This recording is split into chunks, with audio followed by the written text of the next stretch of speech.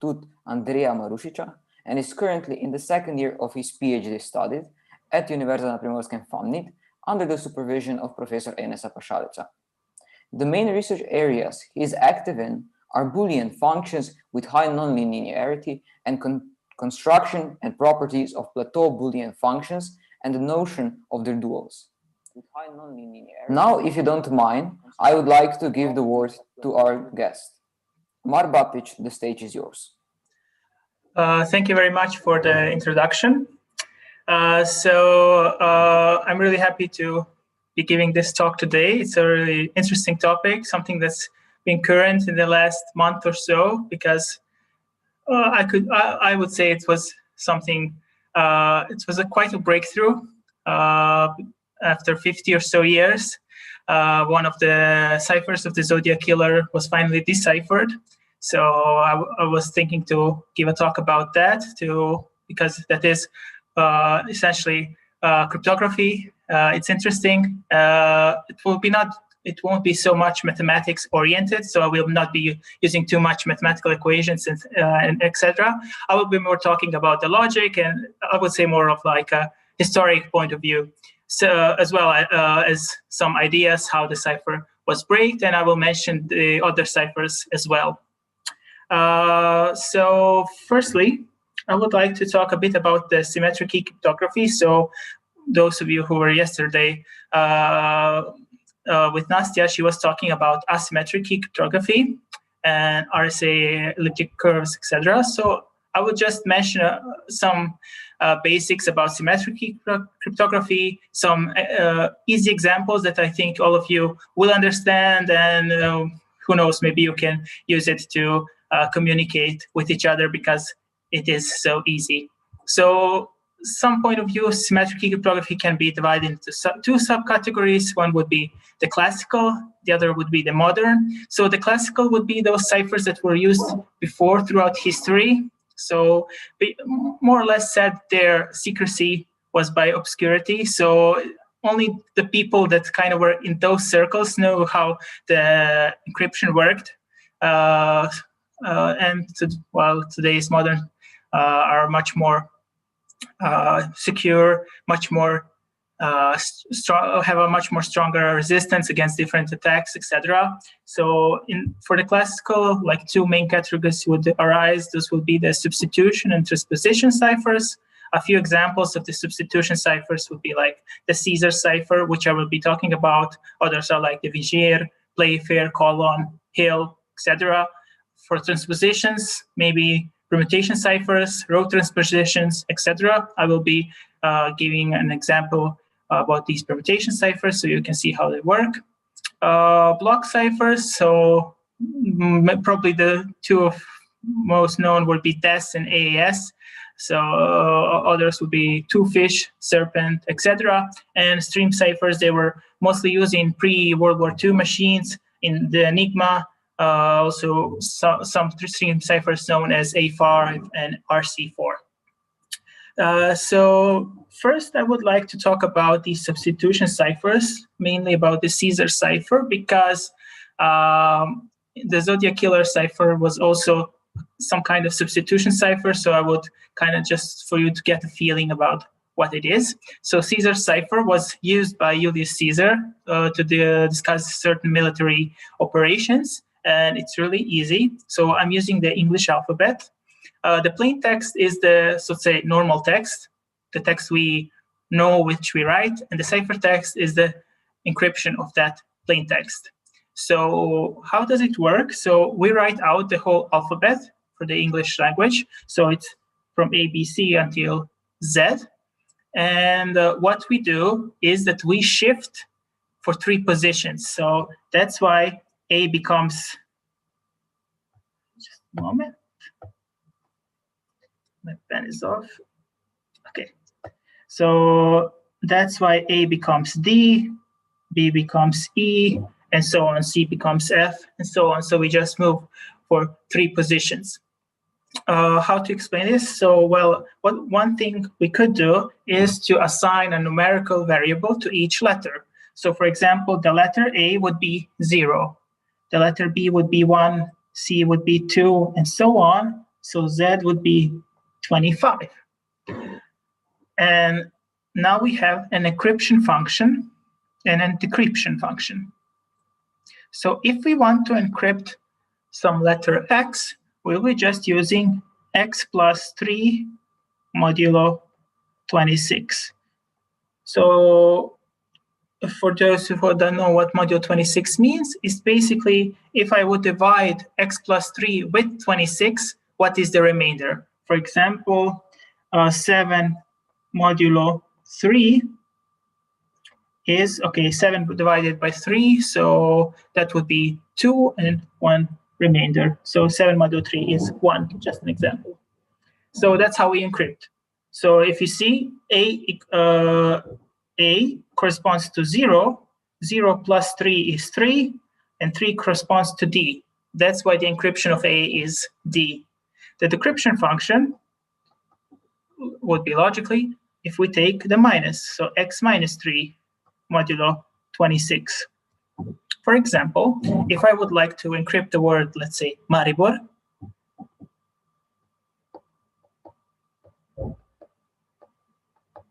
so let's see where each letter maps to. So M goes to P, A goes to D, where is R? So we have a U, I goes to L, B goes to E, O goes to R, and R goes again to U. So Tulero would be the encryption of Maribor, of the word Maribor, using Caesar cipher. And of course, if you would like to decrypt, you just have to move backwards for 3 places, or use the numerical values and then just subtract 3, always taking modulo. Why? Because if you would get to, let's say, Z, so the numerical value for Z would be 25. If I add 3, well, that's 28, but I don't have a 28. But if I take 28 modulo 26, I get 2. That's why the encryption of Z is C. Okay, so that would be the Caesar cipher. The Caesar cipher is basically a special case of cipher known as the shift cipher.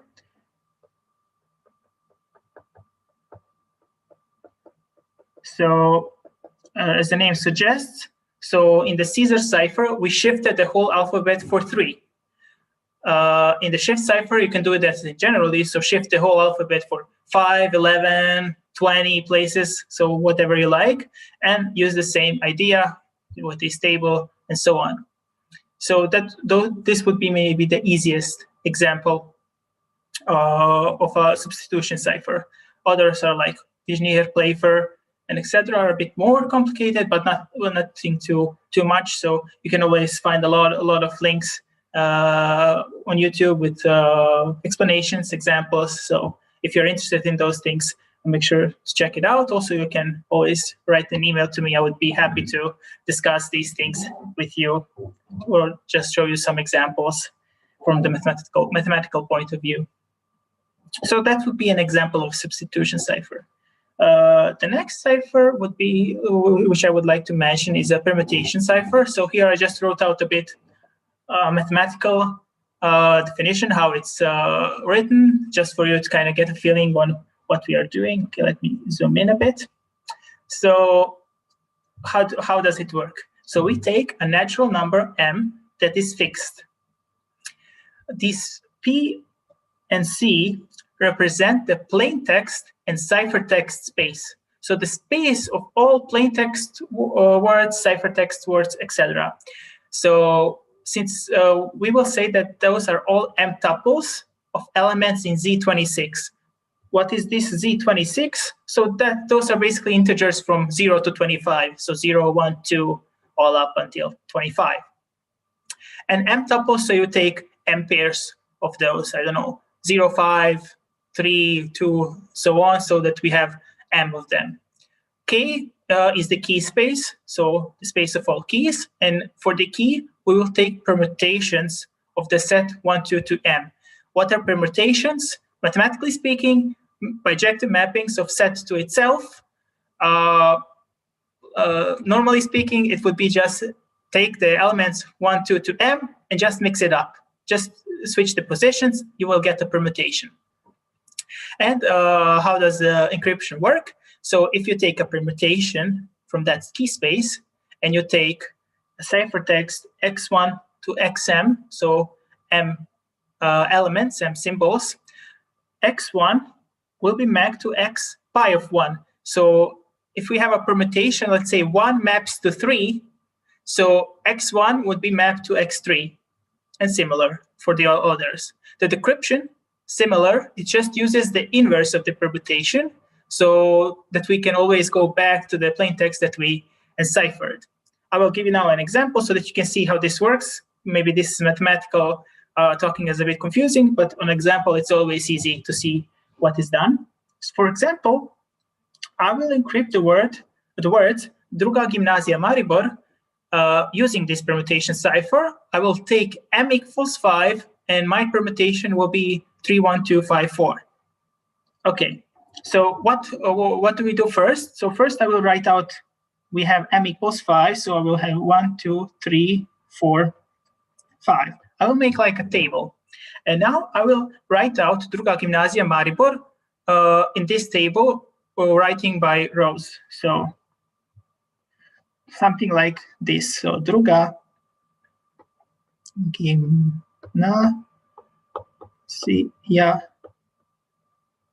Maribor. Okay, but now as you see, I have 4 spaces that are empty, but I need to fill those out. So it's kind of a rule to add elements that won't change the context of the text. So for example, I can add A, B, C, D, because if I would say Druga Gimnazija Maribor A, B, C, D, it's still somehow logically one can say that, okay, he's talking about Druga Gimnazija Maribor, the A, B, C, D is added because of some restrictions. Okay, so that's the first part. The next thing what we need is our permutation. So we have 3, 1, 2, 5, 4. Now what I do now is I just write out the columns corresponding to the first table. So here I wrote the column under the number 3. So I have U, M, J, I, B. Here I have D, G, Z, A, R. Here I have R, I, R, A. Here I have A, M, O, D. And then here at the end I have G, N, A, B, C. Okay. And the last part, what's left to do is just write out the ciphertext by reading throughout the rows. So what would be my ciphertext? So it would be U, D, R, A, G, M, G, I, N, J, Z, I, M, A, R, O, B, and Brent, C. And this is the ciphertext of, that is the encryption of the word Druga Gimnazija Maribor using our permutation cipher, which is pretty easy. Everyone could do this. It's nothing too hard. How would the decryption work? Well, for the decryption, I need the inverse of my permutation. That's also not hard to find. For example, okay, I have 1, 2, 3, 4, 5, and my, and my permutation is 3, 1, 2, 5, 4. Okay, so this is our permutation P. What will be P inverse? So you just kind of use this simple rule. So 1 goes to 3, okay? And then you watch in the first word, where did 3 go to? So 3 goes to 2, which means I have a 2 here. 2 goes to 1, 1 goes to 3. 3 goes to 2, 2 goes to 1, 4 goes to 5, 5 goes to 4, 5 goes to 4, 4 goes to 5. And this is my inverse permutation. So if I would give you now this text, so this cipher, U, D, R, A, G, and so on, and you would need to decrypt it. So first you need to know what M did I use. So I used, which is not hard because you always have an M by M table. So just take the square root of the numbers. So I have here 25 symbols. So of course I used M to be 5 and use the permutation. So now what you would do, so let me just take another color, orange. So forget about these numbers. And you put here 1, 2, 3, 4, 5. So as you would start. And then you write out the table and use this permutation. So 2, 3, 1, 4, 5. And you write out the columns. So the 2, so you would write out this column. Then 3, you would write out this column, and so on. Basically, you would be getting this table here. And then when you read out, you would get Druga Gimnazija Maribor, ABCD. So that would be a simple example of permutation cipher. So it's really interesting. You can also use it, text to each other, play around with it, send messages during the class, who knows. Those are just 2 examples. There, I can talk about all the ciphers, but I would need a special talk just for that. So if someone would be interested, I would happily talk about all of these ciphers and just explain to you how they work. It's really interesting. It's fun math. It's just adding, subtracting. So nothing too extreme, I would say. Okay. So now I just left this space here blank because I would write out something. So I talked a bit about the classical. Now I just will mention the modern. Those are really special, and I could give a talk, 4 or 5 talks about the block ciphers, the stream ciphers, which is not the point of this talk, but I will just mention the idea how they work. So block ciphers, well, then in the name you can also see immediately see the word blocks. So let's say if I would have a word, some plain text, I don't know, something like this. What you do, you divide it into blocks of fixed length. For example, let's say, okay, let's say I would take 3. This, this, this, and this. Okay, I have now 4 blocks. And what I do, I encrypt each of them. So this block will encrypt it to something, this, something, this, something, and this, something, using some key. And then you will get a ciphertext. Now what you can do, which is usually something in block ciphers, you can repeat this process. So each of these, of course, there's a lot of things going in between these arrows. So it's not just simple encryption. There are a lot of different kinds of block ciphers, different kinds of encryptions. So this arrow represents a lot of things going on in the background. But what, going from one block to the first block of ciphers, it's called a round, and you can repeat this with multiple rounds. For example, I can use here the key 1. Then this could be encrypted using another key, and I will get another cipher, and so on and so on. And at the end, after a few rounds, depends how much the cipher uses, you get the ciphertext. And this is basically the idea of block ciphers. They're mostly used today when talking about symmetric key cryptography. The AES, which is the advanced encryption standard today, is a block cipher. And yeah, so they're really important. And well, what I can say is when talking about research, so in certain block ciphers, there's something called the substitution permutation network. So that's basically what happens in these arrows. So what I do, or what the cipher does, each block is substituted with something. So there's a nonlinear function is the background. The word nonlinear is really important because that's the stronghold where the resistance against these cryptanalytic attacks is against the cipher. And then you have a permutation stage where you kind of mix it up a bit, and then you repeat this on and on. what we do is we try to construct functions that are used in this substitution stage. So these nonlinear functions that have these good, strong properties that we want in a cipher, so that it's unbreakable, that it's really hard to break, but still simple to implement. Well, it doesn't make sense to get a function, but it's super hard to implement. So from a theoretical point of view, that's nice, but from a computational point of view, not so much. So that's basically a bit of idea about the block ciphers. On the other hand, we have stream ciphers. The word stream kind of just, it goes like go with the flow. So basically you have a key stream of bits, I don't know, let's say 101101, I don't know. And then you have your plain text, and so on and so on. And so each of these plain text letters is encrypted using the key bits from the key stream. So that would be the easiest explanation of the Enigma, for example, which was used in World War II. I think you've probably all heard of it because of Alan Turing. Is a stream cipher. It uses this rotor technique that was used in that period.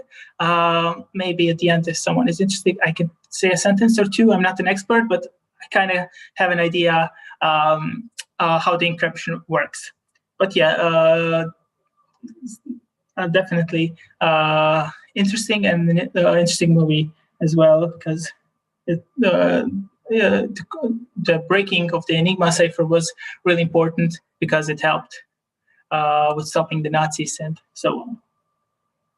Okay, so that was kind of just the background of this symmetric-key cryptography, just for you to kind of get intuition of what we have there. So the next part is basically what the main talk is. It's about the ciphers of the Zodiac Killer. So this is not made up, it's real. This really does exist. This person exists or does not anymore, I don't know, because no one ever found him. So we don't know if he's alive or dead. So who is the Zodiac Killer? So Zodiac Killer is an infamous American serial killer that was active in Northern California around the period from 1960 to 1970. He himself claimed to have murdered at least 37 victims, which was pointed out by him in his last letter, which he sent to the police. He was really known to sending these really creepy and gruesome messages to the local newspapers, to the police, and so on, among which are 4 ciphers, which we were talking about. I'm sorry. So in his last letter that he sent, he just wrote, and I will write it down.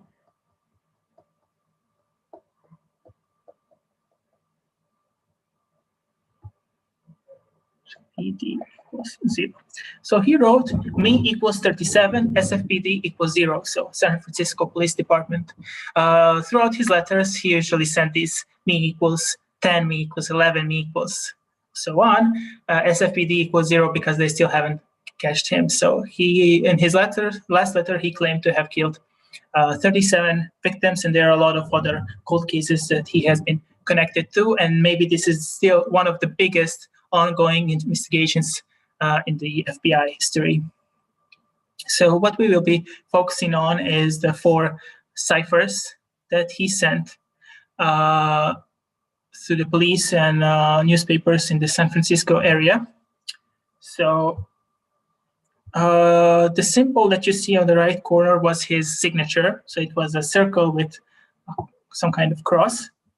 So the first cipher that he sent is the Z408. So the numbers represent basically how long the message is. So the first one had 408 symbols. It was sent on July 31st, but was deciphered in around 20 hours or so by 2 teachers on August 1st. The second one, Z340, has been sent on November 8, 1969, and was deciphered last month on December 5th, 2020. So after 51 years, it took 51 years to decipher this cipher. So this was a huge news. And maybe you've heard of it because it was shared over the internet and so on. I will be talking about that. So yeah, it's something really interesting and fascinating. And there are two others which are shorter, the Z13 and Z32, which still remain unciphered. And we will talk about at the end a bit about those two and where the problem is. So first, we will talk about the Z408. So it's the first and longest cipher, consisting of 408 symbols, out of which 50-something are unique. I forgot to mention that. I think 54, if I remember correctly, but I'm sorry if I give you wrong information. I think it's 50-something unique symbols. So what he did, he divided the cipher into 3 parts, and each part was sent to a different newspaper. And he said, if you don't publish these ciphers the next day, I will go on a killing spree. And the police and the newspapers, knowing that the Zodiac Killer was not kidding when he said that, what they did? Well, they published the cipher in the newspaper. On August 1st, two school teachers, husband and wife, Donald and Betty Hayden, managed to decipher the Z408 in around 20 hours. They noticed that this was a homophonic simple substitution cipher. The word substitution cipher, so we talked about that, what it means. Homophonic means that one or more ciphertext letters could correspond to a plain text letter. So in the Caesar cipher, we know that A is D, B is E, and so on. But in a homophonic substitution cipher, A could be represented with D, E, F, G, H with multiple letters. So that's why, as we have here, we have 408 symbols, but 53 are unique. Of 54 unique symbols, but the English alphabet only has 26. So that means that we have some multiple ciphers for a plain text cipher. Okay, so I will talk now a bit how they managed to solve it. Sometimes you need really luck. Sometimes it's just keen observation. But as everything in life, you need luck. So as it was in this case here. So first, what the pair noticed is that there was a certain repetition of double symbols. For example, here we have these 2 squares. Then here we have these 2 full squares. Then here also, this should be a square, I think. I read it somewhere. And so, and they looked out through the paper, and then they went to the English dictionary and looked, okay, in the English language, what is the most frequent double letter? Because they assume that 2 same symbols represent the same double letter. And in the English language, it's LL. So double L is the most frequent double letter in English words. So what they did, all the double symbols, they changed with L, and then they updated it through the whole cipher. And they got a partial solution.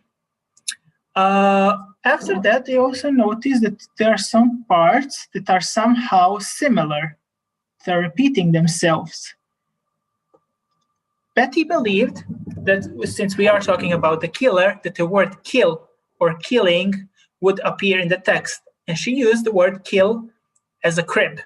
In cryptographic terms, loosely speaking, crib is a word which you know is in that place. So you use it to kind of try to figure out the rest of the cipher.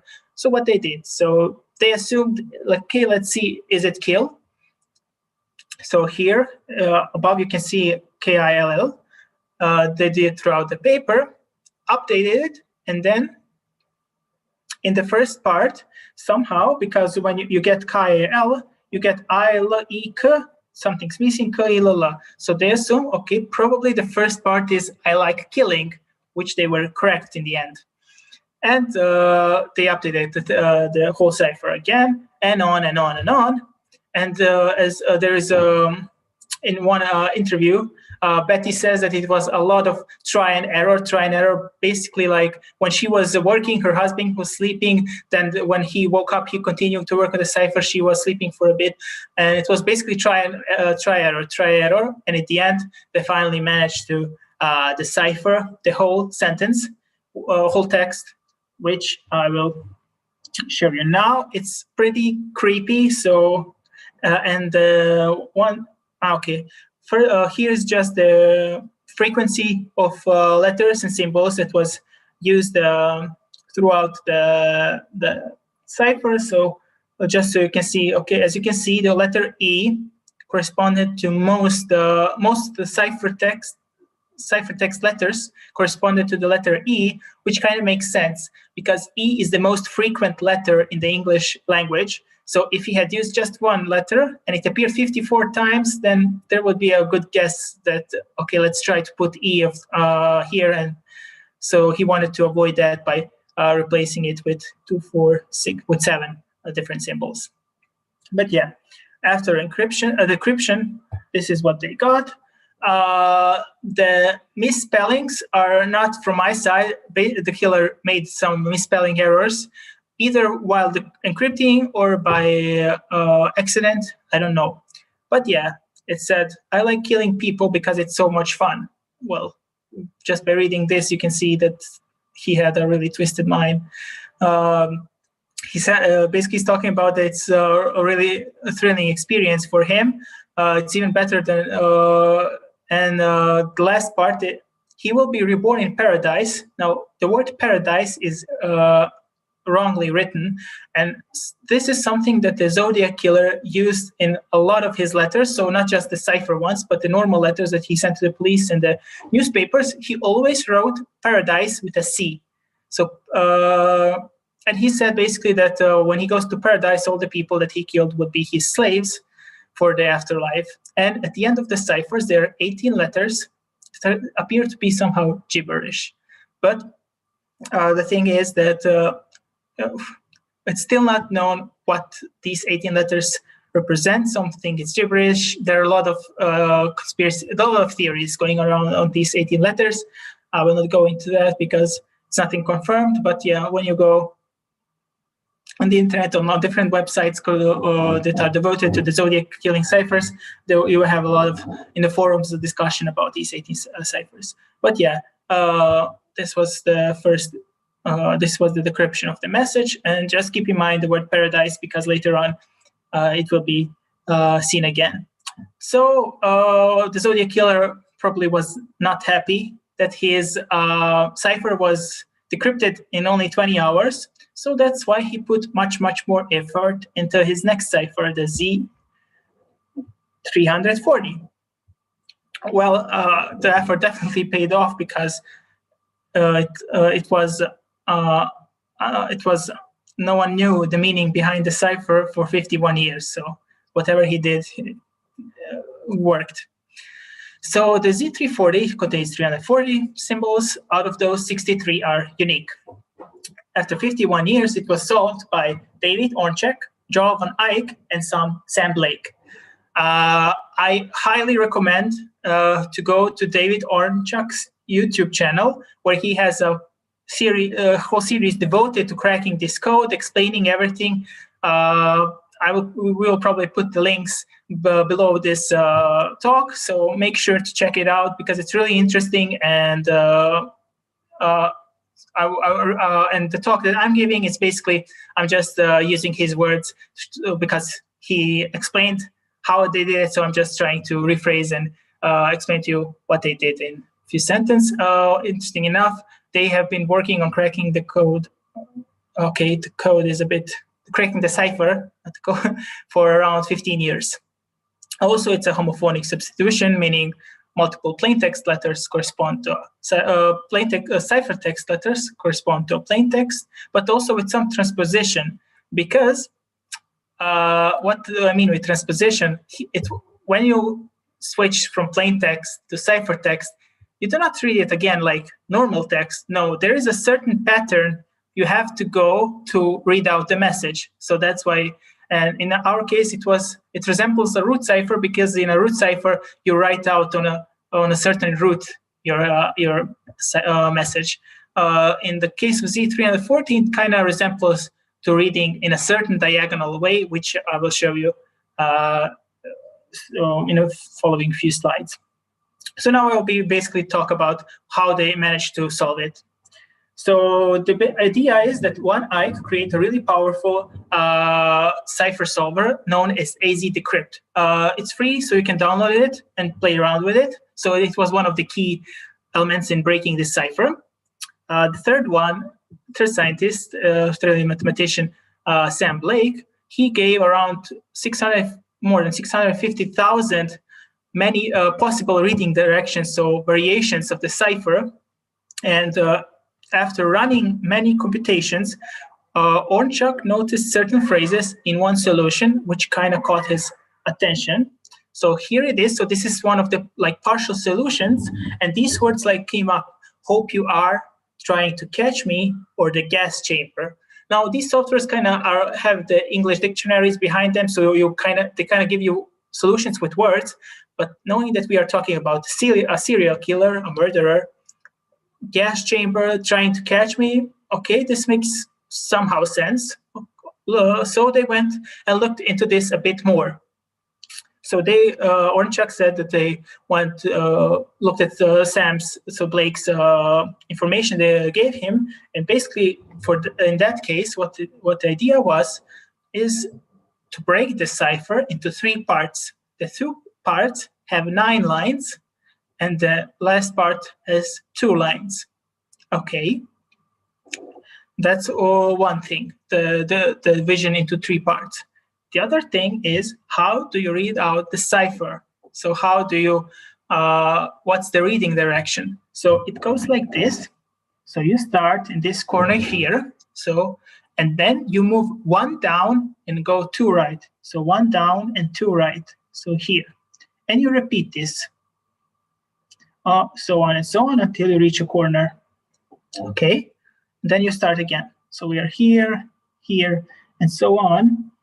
I would get here, and then 1 and 2 down. So 1, 2 here. So you get in this corner, and you repeat this process on and on, on and on. And then what you get is also ciphertext, but now the reading direction is normal. So you kind of read like you would read a normal text.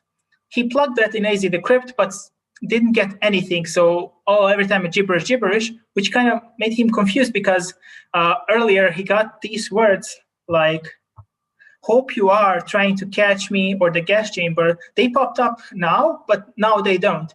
So in AZ Decrypt, he used also has a crypt feature. We talked about crypts. For Betty, it was the word "kill." He used those words that he was using here. So he plugged them in the certain places, and then run AZ Decrypt again. And luckily, we got a message. And what caught his eye mostly was this words "that wasn't me on the TV show." Now, this is really important because in that period when the Zodiac Killer was pretty active, someone called in on a TV show claiming that they are the Zodiac Killer. And now in this letter, which was some days after that, he's saying "that wasn't me on the TV show."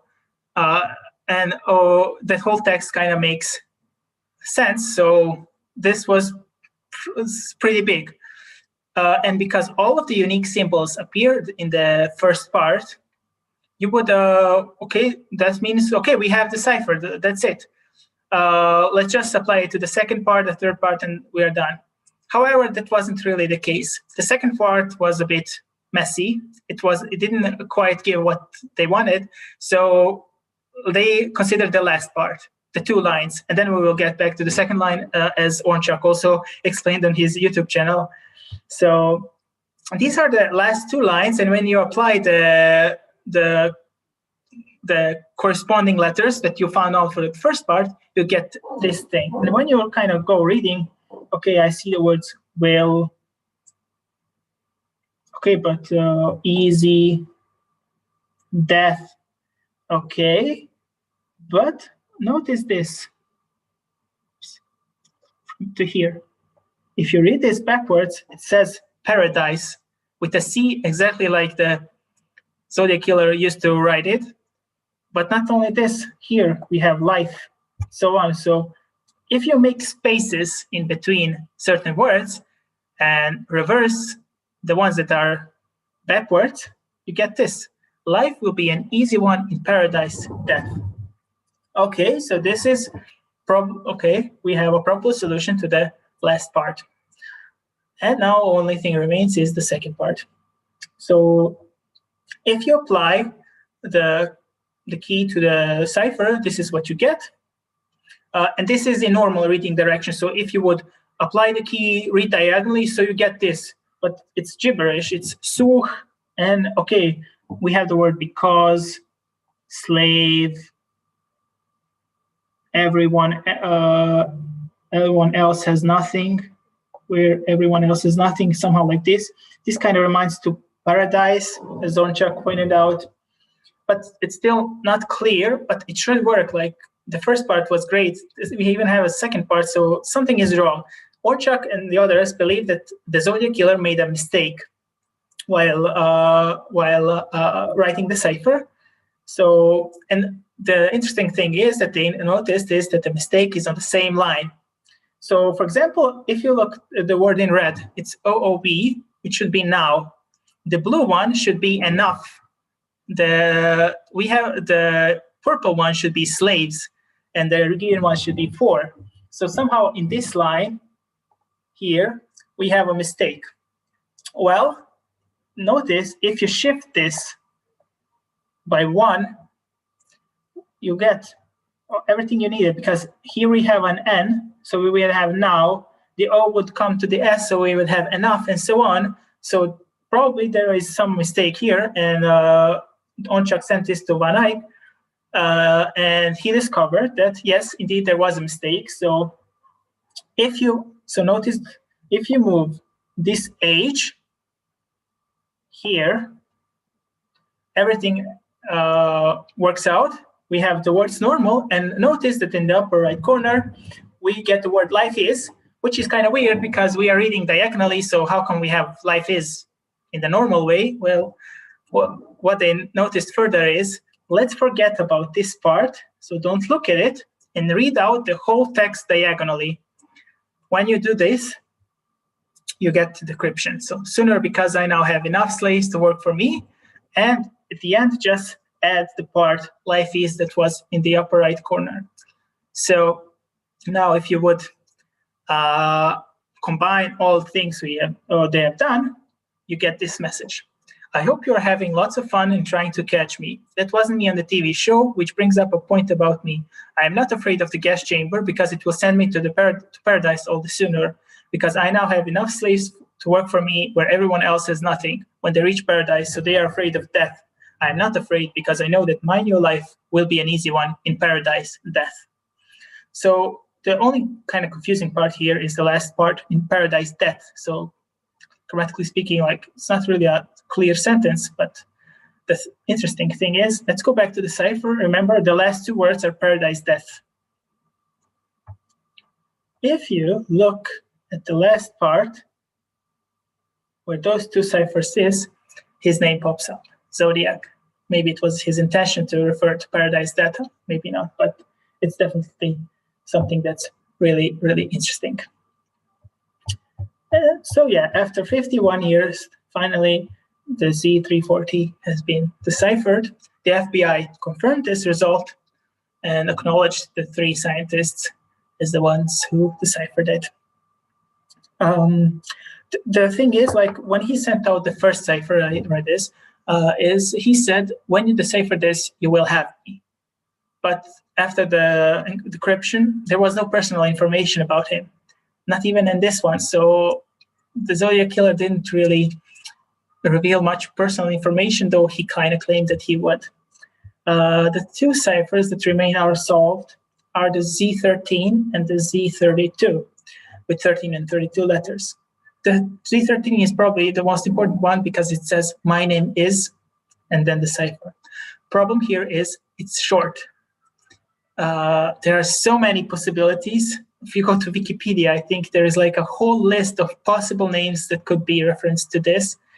So because this thing, it's really hard to decipher it. The other one is known as the map cipher because it reveals the location of a bomb. This was really, when you read about this a bit more, like he talks about how he wants people to basically walk around the city with his merchandise. Like in that period, like there were a lot of like badges and things that had like the peace symbol. He wanted like to have badges and merchandise with his symbol on, that the people would be talking about him, that he would be like in the center of attention. And the people did not do that, so he said that he's displeased with the people of San Francisco, and he will bomb a whole school bus, and that until next fall they would have time to find it. The bomb never went off, but still the location is still unknown. There are also many theories. Blake and the others, Oranchack, they still talk about that they would like to do this as a side project. It's in the near future, devote themselves to these two ciphers as well, allegedly. And who knows, maybe we will be talking about the decryption of these two ciphers as well. So yeah, there you have it. I will also post a link that says that has all the letters, scanned letters that the Zodiac Killer sent, encryption of these ciphers as well as normal letters. So if you're interested in this story, make sure to check it out. But yeah, in general, this was mainly the talk I wanted to give. Or if you notice here, so as I was saying, at this point, he said that he killed 12 people, SFPD still 0. So yeah, there you have it. It's still not know who the Zodiac Killer is, but it's still an ongoing investigation of FBI. Okay, that would be it, and thank you very much for your free time. Now, if there are some questions, I'm happy to give an answer. Okay, so thanks for the great presentation. And in the time of your presentation, our viewers have posed some questions as you asked, and if you would be willing to answer them. Okay, let's see. So the first one is, did you ever try to hack somewhere or crack any real-life ciphers?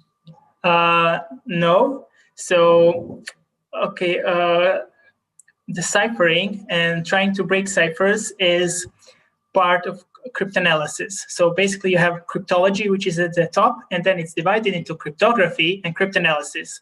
My work is more in cryptography, so I'm trying to make new ciphers.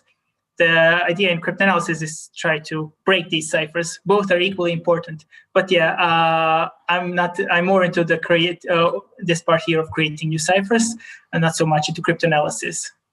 Okay, so the next question is, are you aware of any other famous ciphertext that people currently try to decipher? Oh yeah, on Wikipedia there is a page of unsolved ciphers. One or two of those are the Z13 and Z32. Maybe one of which I read, I randomly came this across in high school on YouTube. It's something called the Voynich manuscript. It's not really a cipher, but it's, well, you can say it's a cipher because it's written in a language no one understands. So I think that would be one of the more famous ones. There is also a stone that has these encrypted messages on. I cannot really remember the name, but yes, on YouTube, on Wikipedia, I know there's a whole page with unciphered texts that are still waiting to be solved. Okay, great, thanks. So for the next question, maybe what would be your advice for students that are interested in cryptography and would like to do it in the future? Oh, okay, that's I'm really happy for that question. So when I came here, I didn't. So in high school and my undergraduate studies, I never did cryptography or anything cryptography related. It was like pure theoretical mathematics. And then when I came here to Slovenia, I kind of had a few subjects for cryptography. I got interested, and yeah. So basically, you do not need too strong of a background, because everything can be learned. So during my master's studies, I just had these cryptography subjects, which were far enough to get the basics and get a gut for the eventual, and then it's basically up to your motivation. The nice thing about cryptography as a mathematician for me is you have this theoretical part where you write proofs, you do mathematics, but also you make a few programs where you do computations, see how it works. And that's what's most interesting for me. It's like this, I also do a bit work on my PC, programming stuff, looking what happens, and then try to prove it also theoretically. So I think if you're like somewhere on a line between computer science and mathematics, I think cryptography would be a really, really nice place to start. Okay, great, thanks. So that would be it, and I would again like to thank everyone for coming. Special thanks goes to our guest, Amar Bapić, for thrilling presentation, and we hope we will work with you sometime in the future. Anytime, I would be happy to give more talks on cryptography-related topics. Great. Okay. So thank you very much, and enjoy the rest of the day.